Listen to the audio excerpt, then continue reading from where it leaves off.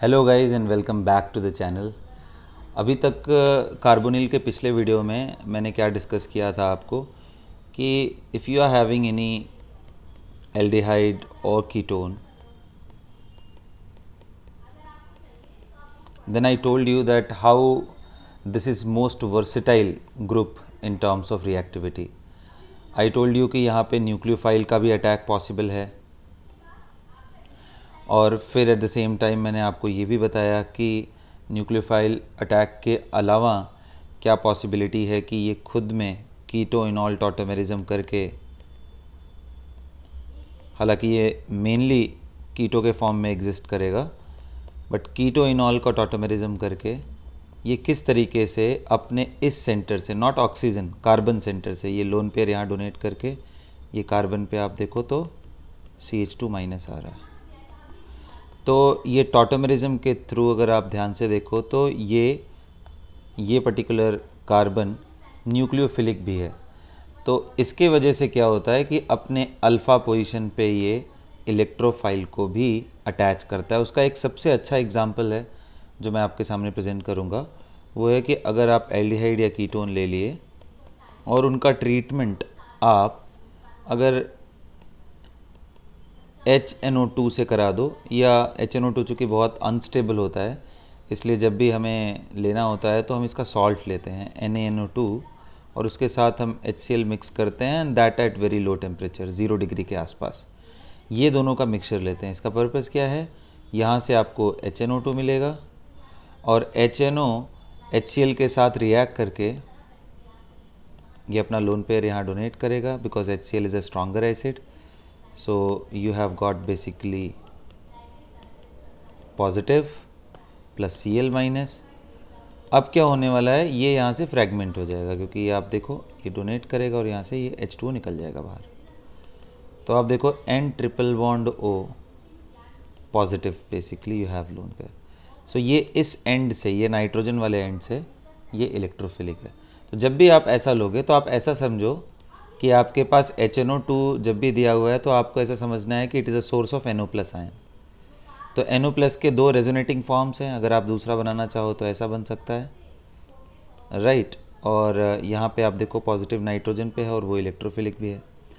So nitrogen के centre पे अगर मैं अटैक कर रहा हूँ, कैसे, डायरेक्टली नहीं, पहले इसको इनॉल बना करके, जैसा कि मैंने आपको यहाँ पे सिखाया।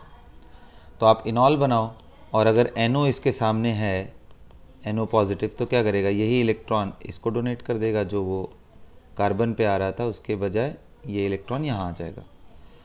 सो ऐसा करते हो तो आपको क्या प्रोडक्ट आने वाला है, you will see, you will get this product. अब क्वेश्चन ये उठता है, क्या ये स्टेबल है, क्या नाइट्रोसो स्टेबल होता है? तो अगर आपने मेरा टॉटोमेरिज्म का वीडियो देखा है कम्प्लीटली, तो मैंने वहाँ बताया है कि नाइट्रोसो और ऑक्साइम आपस में टॉटोमेरिक फॉर्म में रहते हैं, और नाइट्रोसो और ऑक्साइम अगर आपस में टॉटोमेरिक फॉर्म में रहते हैं तो उससे क्या होने वाला है कि ये तुरंत टॉटोमर बनाएगा ऑक्साइम का, जो कि ज़्यादा स्टेबल होता है as compare to nitroso form. तो उसके लिए मैंने कैसे बताया था आपको, एसिडिक हाइड्रोजन आपको रिमूव करना है, फिर रेजोनेंस कराना है, H को यहाँ पे प्रोटोनेट कर देना है। तो CH double bond N OH और C double bond O CH3। तो इस पर्टिकुलर केस में जब आपके पास HNO2 जैसे स्पीसीज़ हैं तो आप ऐसा कर दोगे। अच्छा सर, अगर मान लीजिए अगर मान लीजिए कि आपने HNO3 ले लिया है और सेम आपने एल्डिहाइड या कीटोन कोई भी साथ में रख लिया है, स्पेशली कीटोन रखिए क्योंकि एल्डिहाइड रखने पे एक चांस ऑक्सीडेशन का भी होता है, तो इसलिए मैंने यहाँ पे कीटोन रख लिया है। अब कीटोन और HNO3 का आपस में अगर मैं रिएक्शन कराऊँ तो क्या आएगा, ऐसे डायरेक्टली लगता है कि ये तो सिर्फ एक ऑक्सीडाइजिंग एजेंट है, अगर मैं हीटिंग ना करूँ तो कुछ भी नहीं होगा। याद है ना, अगर मैं हीट करूँ तो पॉपऑफ रूल से ब्रेक कर सकता है, नहीं हीट किया तो क्या होगा। तो ऐसे केस में HNO3 प्लस H2SO4 और simply HNO3 is a source of NO2 plus cation. अब एक बार NO2 प्लस आ गया तो आप इसका क्या करो, इनॉल बनाओ, और इनॉल जैसे ही आप बनाते हो तो ये इसका इनॉलिक फॉर्म ही इसके लिए न्यूक्लियोफाइल की तरह काम करता है। तो यहाँ अटैक करेगा ये इस पर, और NO2 प्लस पे इलेक्ट्रॉन दे दिया, तो आपका बन गया यहाँ पे अल्फ़ा सब्स्टिट्यूटेड। ये बिल्कुल उस तरह से है जैसे आप हेलोजिनेट कराते हो कार्बोनिल को, राइट। तो ये बन गया। अब उसके बाद इसको डीप्रोटोनेट कर लो। सॉल्यूशन में आपके पास वाटर है, वहाँ से आप डीप्रोटोनेट कर सकते हो। ये यहाँ अटैक करके इसको निकाल दो। तो फिर से आपके पास क्या आ गया, हेलो अल्फ़ा पे इलेक्ट्रोफाइल अटैच हो गया, इलेक्ट्रोफिलिक अल्फ़ा पे इलेक्ट्रोफाइल अटैच हो गया। तो ये CH2NO2 C double bond O CH3। तो आपको मैंने सिखाया कि न्यूक्लियोफाइल की तरह कैसे बिहेव करता है, इलेक्ट्रोफाइल न्यूक्लियोफाइल की तरह कैसे बिहेव कर रहा है ये, और एट द सेम टाइम आपको मैंने बताया इस सेंटर पे ये न्यूक्लियोफाइल को अट्रैक्ट करता है, और ये वाले सेंटर पे इस वाले कार्बन पे थ्रू इनॉल मैकेनिज्म ये इलेक्ट्रोफाइल को अट्रैक्ट करता है। तो क्या बस यही रिएक्शंस हैं इनके? बिल्कुल नहीं। मैंने अगर वो वीडियो आपने ध्यान से देखा हो तो उसमें मैंने बताया था कि इसके अलावा तीसरा और बड़ा इंटरेस्टिंग रिएक्शन होता है। वो कौन सा था? अल्फ़ा हाइड्रोजन का रिएक्शन। अल्फ़ा हाइड्रोजन का रिएक्शन, ठीक है, अल्फ़ा हाइड्रोजन का रिएक्शन। अगर मान लीजिए आपने एल्डिहाइड ले लिया और एल्डिहाइड लेने के साथ आपने यहाँ पे बेसिक मीडियम ले लिया OH minus, reasonably good concentration लेना है, not too much and not very very dilute, okay. So reasonably good concentration of OH minus ले लिया, तो क्या होगा? तो इंटरेस्टिंगली मैं आपको बताऊं कि अगर थोड़ा स्लाइटली इसको हीट करो, आप इसको अगर स्लाइटली हीट करो तो ये एक प्रोडक्ट देने वाला है जिसका नाम है, अगर आपने लो टेम्परेचर पे ये रिएक्शन कराया तो आपको जो प्रोडक्ट मिलने वाला है वो, ठीक है, वो ऐसा मिलेगा। ये मिलेगा।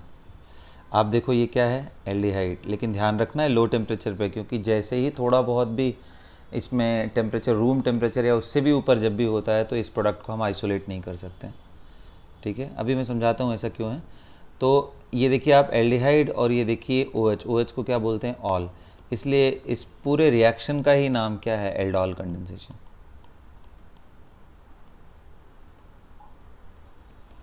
अभी ये कैसे होगा, और क्या इसके लिए, क्या एल्डोल कंडेंसेशन के लिए बेसिक मीडियम ही चाहिए? क्या एसिडिक मीडियम में नहीं हो सकता है? एल्डोल कंडेंसेशन क्या सिर्फ बेसिक मीडियम में, क्या सिर्फ ये बेसिक मीडियम में ही होगा? क्या ये एसिडिक मीडियम में नहीं हो सकता? तो आंसर है जी नहीं, बिल्कुल ये एसिडिक मीडियम में भी पॉसिबल है, लेकिन सबसे पहले हम बेसिक मीडियम में देखने की कोशिश करेंगे। तो बेसिक मीडियम में आपको क्या करना है? बहुत सिंपल। सबसे पहले आपको पॉसिबिलिटीज़ देखनी है कि OH कर क्या सकता है। तो पॉसिबिलिटी नंबर 1, OH यहाँ इस सेंटर पे, कार्बोनिल सेंटर पे अटैक कर सकता है। तो इससे कोई बेनिफिट होगा क्या? इससे कोई बेनिफिट होगा क्या ऐसा करने से? तो अटैक करा के देखते हैं। तो क्या बन रहा है ये? CH3 CO माइनस, और यहाँ पे H और यहाँ पे OH। अब आपको मालूम है ये पहले प्लेनर स्पीसीज़ था, अभी क्या हो गया? टेट्राहेड्रल। इंट्रॉपी इसकी 2 पार्टिकल्स हैं, यहाँ ज़्यादा था, इंट्रॉपी यहाँ पे कम हो गया। तो इसकी वजह से ये वापस इधर आएगा और ट्राई करेगा अगर कोई लिविंग ग्रुप हो तो उसको निकाल दे। क्या CH3 एक अच्छा लिविंग ग्रुप है? बिल्कुल नहीं, बहुत ही पुअर है, क्योंकि CH3 minus is a tremendous base. Same thing is with H also. H is also very very strong base. तो मोस्ट ऑफ द केसेस में क्या होने वाला है? आपका ये OH ही निकलेगा। तो ये रिएक्शन अगर मैं बात करूं तो ये अटैक तो होता रहेगा कॉन्स्टेंटली, लेकिन ये रिएक्शन मोस्टली बैकवर्ड में ही रहेगा, और इसकी वजह से ये रिवर्सिबल रिएक्शन है। तो कोई प्रोडक्ट को ये लीड नहीं कर रहा है हमें। इसका ये मतलब नहीं है कि ये नहीं होगा, ये हमेशा चलता रहेगा, थ्रू आउट द रिएक्शन ये अटैक करेगा, बट अनप्रोडक्टिव रिएक्शन होगा, क्योंकि ये बार बार आपको यही लीड करेगा। अच्छा, दूसरी पॉसिबिलिटी क्या है? मतलब OH माइनस उतना अच्छा न्यूक्लियोफाइल की तरह काम नहीं कर रहा है। तो अब क्या सेकंड पॉसिबिलिटी क्या है कि इसके अल्फ़ा हाइड्रोजन को वो रिमूव कर ले, OH माइनस। OH माइनस उसके अल्फ़ा हाइड्रोजन को रिमूव करके उसको क्या बना दे? इनोलेट। तो इसको मैं रिमूव करता हूँ। अच्छा, अल्फ़ा ही रिमूव करना है, ये ध्यान रखना है। क्योंकि अल्फ़ा ही रेजोनेंस में है डबल बॉन्ड O के, या यूँ कह लीजिए मोस्ट एसिडिक हाइड्रोजन को OH माइनस रिमूव करेगा। तो अब क्या करेंगे, अब आप देखिए ये इनोलेट आयन है, ये स्टेबलाइज्ड है। कैसे स्टेबलाइज्ड है? ऑब्वियसली रेजोनेंस से स्टेबलाइज्ड है। ये इसका रेजोनेटिंग स्ट्रक्चर है। अच्छा, इसमें आप कुछ ध्यान से समझ में आ रहा है कि आप नेगेटिव देखिए, कार्बन पे भी है, ऑक्सीजन पे भी है। तो आखिर एज अ न्यूक्लियोफाइल कौन सा बेटर है? तो मैं बता दूं आपको, जितने भी रिएक्शन आप पढ़ोगे उनमें 99.99% चांसेस आपका है कि ये कार्बन ही है। कुछ एक बहुत रेयर रिएक्शन होते हैं, वो फ्यूचर में कभी आएगा तो मैं उसको एक्सप्लेन करूँगा। अभी आप मोस्ट जनरल केस देखिए, इनमें carbon as a centre is a very good nucleophile. इसके वजह से मोस्टली ये कार्बन से ही अटैक करने वाला है, नेगेटिव से। ठीक है, तो कैसे रिएक्शन कराएंगे? फिर ये तो बन गया आपका इनोलेट। अच्छा, और एक बात होती है, काफ़ी सारे स्टूडेंट बोलते हैं सर पूरा तो इनोलेट में बदल गया। बेटा ऐसा नहीं होता है। क्यों? क्योंकि आप अगर ये देखो, ये रिएक्शन में the Ka value of this aldehyde is of the order of 10⁻⁻19। आप स्ट्रॉन्ग बेस लेके आए हो, इसलिए थोड़ा बहुत चांस है कि 1 और 2% ये बन जाए। 1 और 2% का मतलब 100 मॉलिक्यूल लिया तो 1-2 मॉलिक्यूल इसमें कन्वर्ट हो जाएगा। तो इसका मतलब major molecule is still in this phase only. ये equilibrium largely lies on the left side. फिर क्या होगा? अब क्या, तो अभी भी मैक्सिमम मॉलिक्यूल्स तो इसी फेज में बचा हुआ है, और आपका सॉल्यूशन में OH आयन के अलावा और एक न्यूक्लियोफाइल जनरेट हो गया, which is known as enolate ion. अब क्या ये इनोलेट वापस से कार्बन पे नेगेटिव डेवलप करेगा? That carbon will attack on C double bond O। तो ये आपके पास एक रिएक्शन, आप ध्यान रखिएगा, ये भी एक रिवर्सिबल स्टेप है। तो जैसे ही अटैक करेगा वैसे क्या बन गया, ये CO माइनस, और ये H, ये CH2, C double bond OH। अब सॉल्यूशन से ये प्रोटॉन एक्सेप्ट करेगा, इट विल एक्सेप्ट प्रोटॉन। आप इसको ऊपर भी दिखा सकते हो, इट विल एक्सेप्ट प्रोटॉन, और फिर से आप देखो आपका OH माइनस रिलीज हो गया। क्या ये रिएक्शन बैक जाने में भी पॉसिबल है? हाँ बिल्कुल, बैक भी जा सकता है, ये बैक भी जा सकता है। कुछ जगहों पे मैं आपको दिखाऊंगा, लेकिन एल्डिहाइड के लिए मोस्टली राइट ही लाई करता है, मतलब यहाँ तक ही आता है। जब आप यहाँ कीटोन ले लोगे तो आपको मालूम है कि कीटोन एक लेस रिएक्टिव है न्यूक्लियोफाइल के लिए, ऊपर से आपका न्यूक्लियोफाइल भी थोड़ा बल्कि है, इसलिए कीटोन के केस में थोड़ा लेफ्ट में, वरना ये एल्डिहाइड के केस में मोस्टली राइट में ही लाई करता है। अच्छा, अभी ये बन गया। तो अब मैं क्यों बोल रहा था कि ये एल्डोल लो टेम्परेचर पे ही स्टेबल है? क्योंकि आप देखो, अगर बेसिक मीडियम या एसिडिक मीडियम, कोई भी मीडियम हो यहाँ पे H+ या OH माइनस, दोनों ही केस में ये डिहाइड्रेट हो जाता है। यानी अगर मैं बात करूँ तो इसका ये जो हाइड्रोजन है, ये और ये OH, ये दोनों निकल करके सिंपली ये अनसेचुरेटेड कंपाउंड रहता है। ये तो रूम टेम्परेचर के नीचे भी पॉसिबल है इसमें, और इसके लिए स्लाइटली हीटिंग करना पड़ता है, या फिर रूम टेम्परेचर के ऊपर अगर दिया हुआ है तो वो आइसोलेट आप उसको नहीं कर सकते हो। आई होप कि ये आपको OH माइनस और ये डिहाइड्रेशन क्लियर हो रहा होगा। OH माइनस में क्या करना है आपको, ये अल्फा हाइड्रोजन रिमूव करो इवन CB के थ्रू, यानी नेगेटिव यहाँ डेवलप हो जाएगा, और कार्बन पे नेगेटिव डेवलप हो गया तो पुअर लीविंग ग्रुप भी बाहर निकल सकते हैं। Otherwise OH is not a very good leaving group, तो ये निकल गया यहाँ से, इसलिए आपको ये मिल गया। उसी तरीके से आप एसिडिक मीडियम में पहले इसको प्रोटोनेट करो, फिर डिहाइड्रेट करा दो, तो ये आपके पास दोनों ही मीडियम में alpha beta unsaturated carbonyl compound बनता है। ठीक है, कॉन्जुगेटेड एल्डिहाइड और कॉन्जुगेटेड कीटोन का फॉर्मेशन होता है। ये है प्रोडक्ट एल्डोल का। अच्छा, इसमें क्वेश्चंस किस तरह से पूछे जाते हैं? अगर आप ओवरऑल देखने की कोशिश करो तो क्या किया है, पूरा प्रोडक्ट अगर आप ध्यान से देखो तो CH3 C double bond OH, मैंने क्या किया कि या तो आप H+ ले लो या तो OH माइनस ले लो, किसी भी मीडियम में ले लो, ये ऐसा बनने वाला है CH3 CH double bond CH slightly up then room temperature. तो क्या किया है मैंने, आप देखो तो मैंने कुछ इस तरह से किया हुआ है कि अगर इसको ट्रिकी वे में देखना हो तो कुछ ऐसा किया है मैंने कि जो H2 है ये और ये दोनों को रिमूव कर दिया है बेसिकली। आप देखो ऐसा करोगे तो ऐसा मिल जाएगा। तो ये अल्फ़ा हाइड्रोजन जो थे वो दोनों के दोनों रिमूव हो गए। एक अल्फ़ा हाइड्रोजन तो फर्स्ट केस में ही रिमूव हो गया था, यहाँ पे जो आपको दिखाई दे रहा है। जो दूसरा अल्फ़ा हाइड्रोजन रिमूव हुआ है वो इस प्रोसेस में एक बार यहाँ बन गया, तो सेकेंड अल्फ़ा हाइड्रोजन को मैंने यहाँ से रिमूव किया था OH माइनस के प्रेजेंस में। तो ये दोनों ही हाइड्रोजन यहाँ के अल्फ़ा वाले रिमूव हो गए। तो आपको अगर क्विकली प्रोडक्ट ड्रॉ करना हो, से फॉर एग्जांपल अगर मैंने ऐसा दे दिया और आपसे पूछा कि बताओ OH माइनस और स्लाइटली हीटिंग किया है या अबव रूम टेम्परेचर है, तो प्रोडक्ट क्या होगा। तो आपको क्या करना है, फटाफट ये दो ऐसे मॉलिक्यूल डेवलप कर देने हैं। एक के ऑक्सीजन को आप सामने रखो और एक का हाइड्रोजन अल्फ़ा हाइड्रोजन, और उनको मर्ज करा दो। तो जैसे मैं आपके सामने प्रोडक्ट रखने की कोशिश करता हूँ, तो एक तो मैंने ऑक्सीजन यहाँ रख दिया, ठीक है, और दूसरे का यहाँ पे हाइड्रोजन रख दिया मैंने, दूसरे का ऑक्सीजन, और ये मैं निकाल दूंगा। क्या बन गया इसका प्रोडक्ट। आपको मैकेनिज़्म से बनाना है तो आप मैकेनिज़्म से ट्राई करो, आप उससे भी ट्राई कर सकते हो। ये इसका प्रोडक्ट है। तो क्या हो रहा है, दो मॉलिक्यूल इसके, तो इसलिए जब भी आप रिएक्शन देखोगे तो मोस्टली ये 2 मॉलिक्यूल ऐसा लिखा रहता है, बट इट डजेंट मीन कि मुझे 2 मोल लेना है। I can start with any number of mole and it will land up here only. यही हमारा प्रोडक्ट आने वाला है, ठीक है। सो ये था हमारा एल्डोल। तो अच्छा, ये तो रहा बेसिक मीडियम में जो मैंने बताया। अच्छा, और क्वेश्चंस क्या पूछे जाते हैं इसमें। एक तो ये भी क्वेश्चन बड़ा फेमस है कि अगर इनमें जो प्रोडक्ट्स आ रहे हैं, खास करके अगर ये एल्डोल पे ही रुक जाए, मतलब कि कंडेंसेशन ना कराए, यानी लो टेम्परेचर पे कराएं, तो ये जो आपको यहाँ पे प्रोडक्ट दिख रहा है, ये चीज़ CH3CHOH, यानी जो एल्डोल बना था फर्स्ट केस में, इनमें कितने प्रोडक्ट आएंगे। तो अगर आप ध्यान से देखो तो ये कौन से सेंटर पे अटैक कर रहा है। ये सेंटर आप देखो, ये कायरल सेंटर है। और कौन से सेंटर पे अटैक कर रहा है, तो ये स्प्लेनर सेंटर पे अटैक कर रहा है। तो प्लेनर सेंटर पे जब भी अटैक करते हैं, तो आप अगर मेरे फर्स्ट वीडियो को देखे हो तो वहाँ पे आपको मालूम चलेगा कि up and down both side से पॉसिबल है।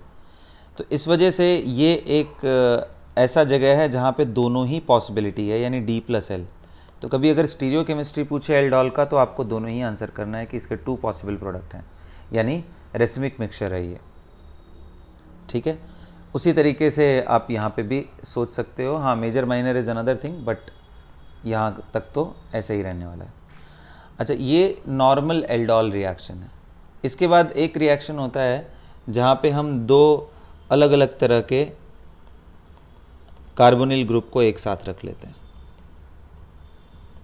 जैसे मान लीजिए मैंने एक एसिटल्डिहाइड यानी एल्डिहाइड ले लिया, आप OH माइनस ले लो या H+ ले लो। अब इसके पॉसिबल प्रोडक्ट्स बताओ।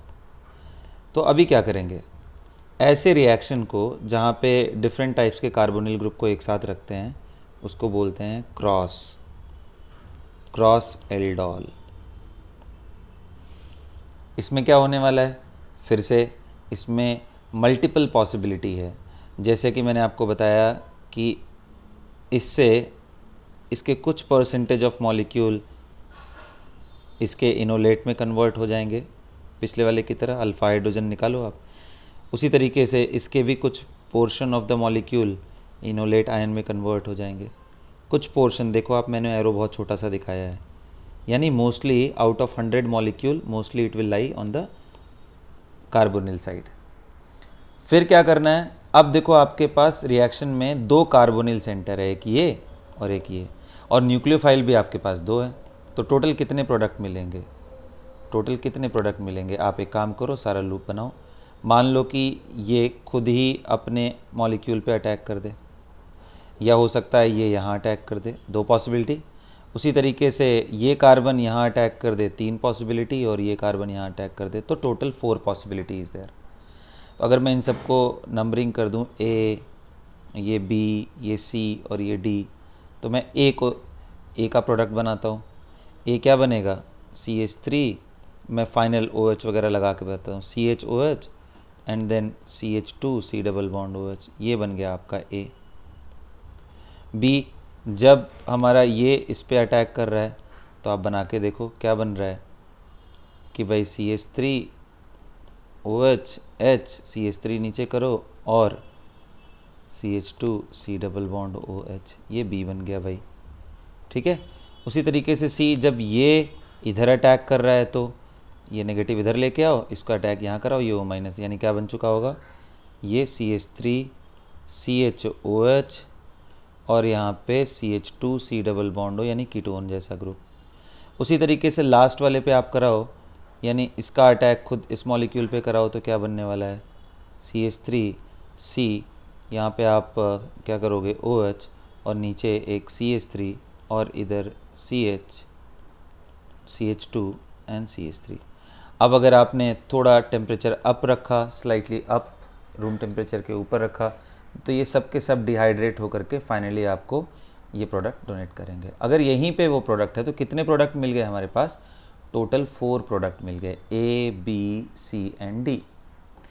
इन चारों प्रोडक्ट में मेजर कौन सा होगा, तो ये बहुत सिंपल सा चीज़ है, वो आप खुद से भी सोच के बता सकते हो। आप ये बताओ, मेजर अगर लेके आना है मुझे, मेजर प्रोडक्ट लेके आना है, तो मैं क्या ध्यान देने की कोशिश करूँगा या किस तरह से। अच्छा, यहाँ पे तो फिर भी थोड़ा बहुत कॉम्प्लिकेशंस आपको हो सकता है, क्योंकि देखो आपको मालूम है ना कि which is more reactive, aldehyde is more reactive than ketone, ये पहला चीज़ मालूम है आपको, तो ऑब्वियसली इसी पे अटैक होगा तभी बेटर है। दूसरा ये बताओ आप, जो भी इनोलेट आप यहाँ पे फॉर्म कर रहे हो ये और ये, इसका काम कैसा है, एज ए न्यूक्लियोफाइल। तो एज ए न्यूक्लियोफाइल जब भी है तो न्यूक्लियोफाइल कौन बेटर है, स्मॉलर ग्रुप या बल्कियर ग्रुप, तो स्मॉलर ग्रुप। तो सेम टू सेम पे अटैक के चांसेस ज़्यादा हैं, इसलिए इनका चांसेस ज़्यादा है आपका मेजर प्रोडक्ट होने का, ठीक है। अभी अगर मान लो मैं इनमें से एक और मॉडिफिकेशन कर देता हूँ, ध्यान रखना वो कायरल सेंटर्स की बात भूलना नहीं है। यहाँ देखो कायरल सेंटर है, अगर कभी एग्ज़ाम में पूछे टोटल नंबर, ये तो कायरल नहीं है खैर, क्योंकि यहाँ पे दोनों ग्रुप सेम हो गया। उसी तरीके से ये आप देखो कायरल है यहाँ, या ये कायरल नहीं है फिर से, तो आप उसके हिसाब से अपने प्रोडक्ट को आंसर कर सकते हो। ये और अच्छा हो जाएगा अगर हम इस क्रॉस एल्डोल को, उनमें से एक ग्रुप को मैं अल्फ़ा हाइड्रोजन रहने ना दूँ, सिर्फ और सिर्फ हमारे पास क्या हो जाए, फॉर्मल्डिहाइड हो जाए, कुछ इस तरह का चीज़ हो जाए।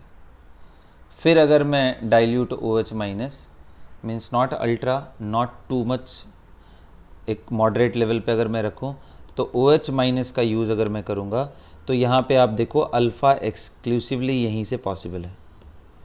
अब अगर अल्फ़ा यहाँ से पॉसिबल है तो इसका अब हमारे पास 2 प्रोडक्ट आ गए, एक तो इसका यहाँ पे अटैक और एक इसका यहाँ पे अटैक।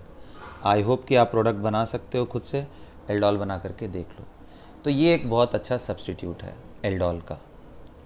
अच्छा, तो एल्डोल हमने करा लिया किस में, बेसिक मीडियम में, ठीक है।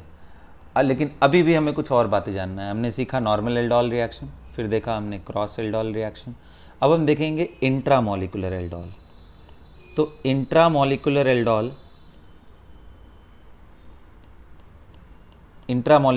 में क्या करना है, इंट्रामॉलिक्यूलर एल्डोल में आपके पास विद इन द मॉलिक्यूल ऐसे 2 कार्बोनिल ग्रुप होने चाहिए जो आपस में अटैक करे, सच दैट कि रिंग में कोई प्रॉब्लम ना हो, एटलीस्ट 5 मेंबर्ड या 6 मेंबर्ड का रिंग बने। जैसे मान लीजिए मेरे पास इस तरह का एक इम्पॉर्टेंट मॉलिक्यूल है, से फॉर एग्जांपल ऐसा कुछ मैंने ले लिया,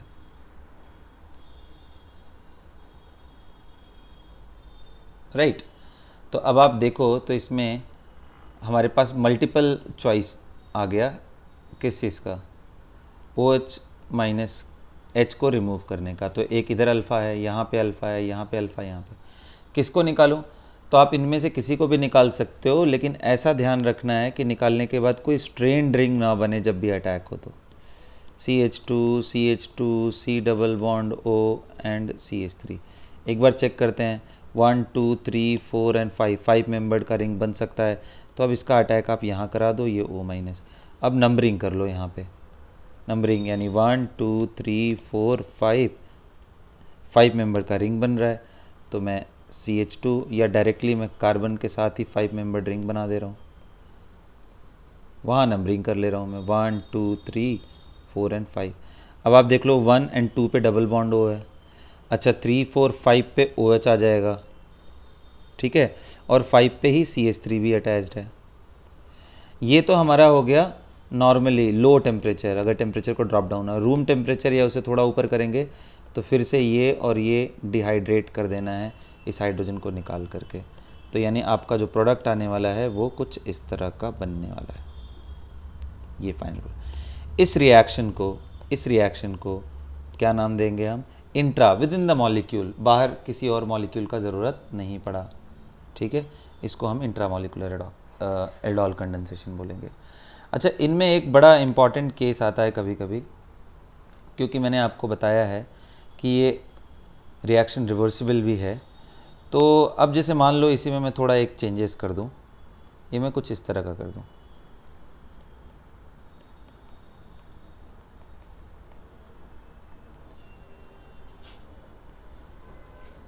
राइट। मान लो मैं कुछ इस तरह का चीज़ कर दे रहा हूँ,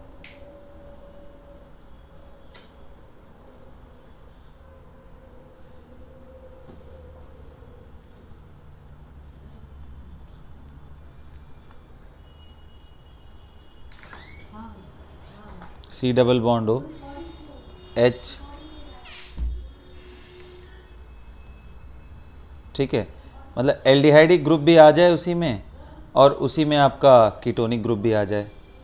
तो अगर ये एल्डिहाइडिक ग्रुप प्रेजेंट है, कीटोनिक ग्रुप प्रेजेंट है, तो हम कहाँ से अटैक कराएं, किधर से निकालें? खैर, इस मॉलिक्यूल में जो मैं आपको बता रहा हूँ यहाँ पे तो वो पॉसिबिलिटी ही नहीं, क्योंकि जब तक आप यहाँ से रिमूव नहीं कराओगे, ये अटैक यहाँ जब तक नहीं करेगा और O- डेवलप नहीं होगा, तब तक आपका रिंग साइज कंसिडरेबल नहीं होगा, 1 2 3 4 एंड 5 मेंबर्ड, ठीक है। तो ऐसे केस में हमारे पास ऑप्शन ही नहीं है। लेकिन जब कभी भी ऐसा दोनों पॉसिबिलिटी बचे कि हाँ, हम एल्डिहाइड की साइड से भी अल्फ़ा हाइड्रोजन निकाल के दूसरे कार्बोनिल पर अटैक करा सके, तो आपको क्या ध्यान रखना है कि aldehyde is more reactive than ketone. तो कभी आपको एल्डिहाइड को फ्री नहीं रखना है, मतलब आप अल्फ़ा हाइड्रोजन उस साइड से निकालोगे जिधर से आप अटैक एल्डिहाइड पे कर सको, ये इंपॉर्टेंट है, ठीक है।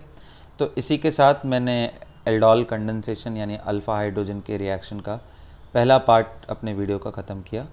मिलते हैं आपसे अगले वीडियो में इसके आगे की जानकारी के लिए। Thank you so much for watching.